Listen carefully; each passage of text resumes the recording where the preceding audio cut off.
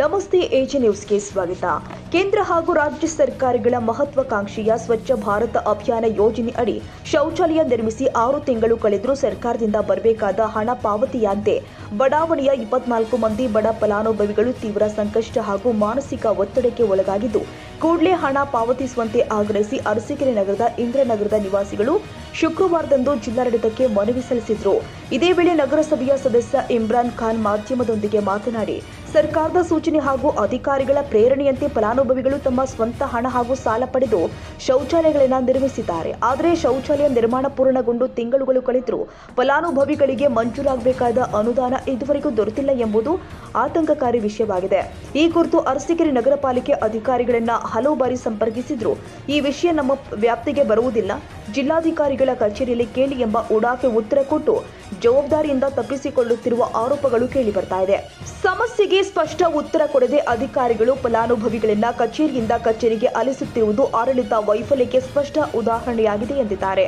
ಇನ್ನು ಶೌಚಾಲಯ ನಿರ್ಮಾಣಕ್ಕೆ ಕೇಂದ್ರ ಹಾಗೂ ರಾಜ್ಯ ಸರ್ಕಾರಗಳಿಂದ ಬರಬೇಕಾದ ಸಂಪೂರ್ಣ ಅನುದಾನವನ್ನ ಕಡಿತ ಮಾಡಿ ಅತಿ ಕಡಿಮೆ ಪ್ರಮಾಣದ ಹಣವನ್ನು ಮಾತ್ರ ಫಲಾನುಭವಿಗಳಿಗೆ ನೀಡಲು ಕೆಲ ಅಧಿಕಾರಿಗಳು ಮುಂದಾಗಿದ್ದಾರೆ ಎನ್ನುವ ಆರೋಪಗಳು ಸ್ಥಳೀಯರಲ್ಲಿ ಅನುಮಾನ ಹಾಗೂ ಆಕ್ರೋಶ ಹುಟ್ಟಿಸಿದೆ.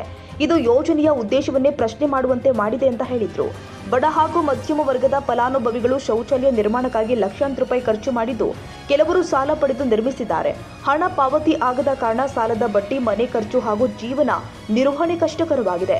ಸರ್ಕಾರದ ಮಾತು ನಂಬಿ ಶೌಚಾಲಯ ಕಟ್ಟಿದ್ದೀವಿ, ಆದರೆ ಹಣ ಕೊಡದೆ ನಮ್ಮನ್ನ ಮೋಸ ಮಾಡ್ತಿದ್ದಾರೆ ಎಂದು ಫಲಾನುಭವಿಗಳು ಬೇಸರ ವ್ಯಕ್ತಪಡಿಸಿದರು. ಸ್ವಚ್ಛತೆ ಮತ್ತು ಆರೋಗ್ಯದ ಹೆಸರಲ್ಲಿ ಜನರನ್ನ ಪ್ರೋತ್ಸಾಹಿಸುವ ಸರ್ಕಾರ ಹಣ ಪಾವತಿಯಲ್ಲಿ ವಿಳಂಬ ಮಾಡೋದ್ರಿಂದ ಯೋಜನೆಗಳ ಮೇಲಿನ ಜನರ ನಂಬಿಕೆ ಕುಸಿತಾ ಇದೆ. ಇಂತಹ ನಿರ್ಲಕ್ಷ್ಯ ಮುಂದುವರೆದರೆ ಭವಿಷ್ಯದಲ್ಲಿ ಯಾವುದೇ ಸರ್ಕಾರಿ ಯೋಜನೆಗಳಿಗೆ ಜನ ಮುಂದೆ ಬರದ ಪರಿಸ್ಥಿತಿ ನಿರ್ಮಾಣವಾಗುತ್ತೆ ಅಂತ ಎಚ್ಚರಿಸಿದ್ರು. ಈ ಹಿನ್ನೆಲೆ ಜಿಲ್ಲಾಧಿಕಾರಿಗಳು, ನಗರ ಪಾಲಿಕೆ ಆಯುಕ್ತರು ಹಾಗೂ ಸಂಬಂಧಿಸಿದ ಇಲಾಖೆಯ ಉನ್ನತ ಅಧಿಕಾರಿಗಳು ತಕ್ಷಣ ಮಧ್ಯ ಪ್ರವೇಶಿಸಿ ಶೌಚಾಲಯ ನಿರ್ಮಿಸಿದ ಎಲ್ಲ 24 ಫಲಾನುಭವಿಗಳಿಗೆ ಮಂಜೂರಾದ ಸಂಪೂರ್ಣ ಅನುದಾನವನ್ನು ವಿಳಂಬವಿಲ್ಲದೆ ಪಾವತಿ ಮಾಡಬೇಕು ಎಂಬುದು ಒತ್ತಾಯವಾಗಿದೆ. ಬೇಡಿಕೆ ಈಡೇರದಿದ್ದರೆ ಮುಂದಿನ ದಿನದಲ್ಲಿ ಪ್ರತಿಭಟನೆ ಹಾಗೂ ಹೋರಾಟ ನಡೆಸುವುದಾಗಿ ಫಲಾನುಭವಿಗಳು ಎಚ್ಚರಿಕೆ ಕೊಟ್ಟಿದ್ದಾರೆ. ಹಾಸನ ಜಿಲ್ಲೆ ಅರಸೀಕೆರೆ ತಾಲೂಕು ಇಂದ್ರಾನಗರದಲ್ಲಿ 6 ಮಂತ್ ಹಿಂದೆ ಶೌಚಾಲಯದು ಕೆಲಸ ಆಗ್ತಿತ್ತು ಸರ್. ಅದು ಹಿಂದೆ ಸರ್ಕಾರ ಇದ್ದಾಗ 15,000 ರೂಪಾಯಿ ದುಡ್ಡು ಬರ್ತಿತ್ತು.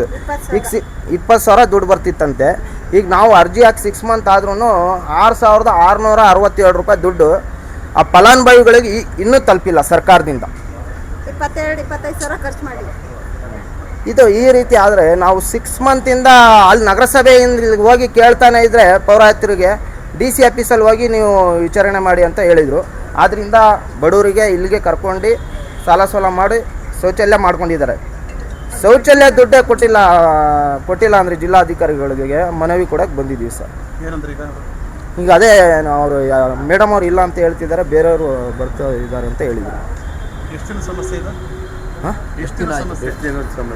ಸಮಸ್ಯೆ ಸರ್ ಇದು 6 ಮಂತ್ ಆಯಿತು ಸರ್.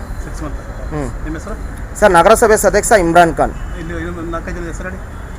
ಕಲೀಂ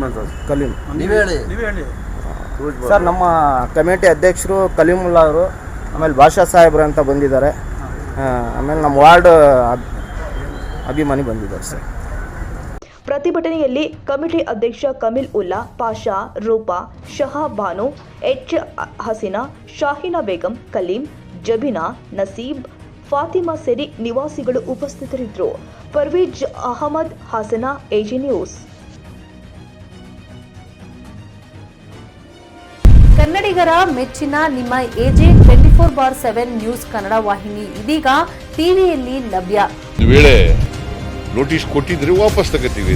ಇವತ್ತು ವಕ್ಫ್ ಪ್ರಾಪರ್ಟಿ ಅಂತೇಳಿ ಬರ್ತದೆ ಅಂತ ಹೇಳಿದ್ರೆ ರೈತರು ಬೀಜಕ್ಕೆ ಬದಲು ಏನು ಮಾಡಬೇಕಾಗುತ್ತೆ? ಯಾರು ವೋಟ್ ಹಾಕಲಿಲ್ಲ ಅಂದ್ರೆ ಗ್ಯಾರಂಟಿನೆಲ್ಲ ಸ್ಟಾಪ್ ಮಾಡಿಬಿಡ್ತೀವಿ.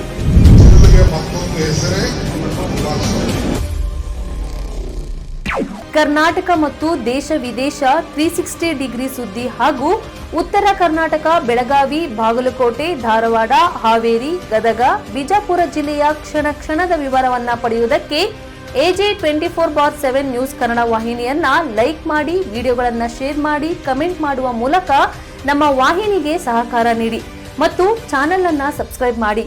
ಧನ್ಯವಾದಗಳು.